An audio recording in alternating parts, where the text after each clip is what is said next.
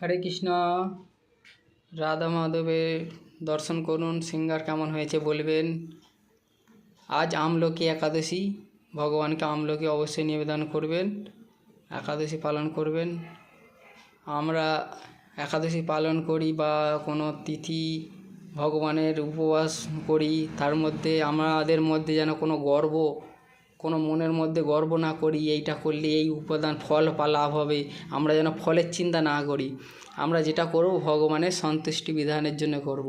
ভগবান খুশি হবে তাই একাদশী করছি, ভগবান খুশি হবে তাই ভগবানের ব্রত পালন করি, ভগবানের জন্মদিন পালন করি, এইসব ভগবানের খুশি হওয়ার জন্য করি।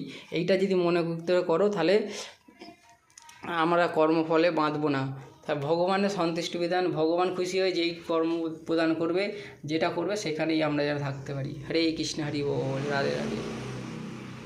ভোগ দর্শন করুন, ভোগ দর্শনে দুর্ভোগ কাটে। হরে কৃষ্ণ, হরি বল। রাধা মাধব আজ সিঙ্গার কেমন হয়েছে বলবেন।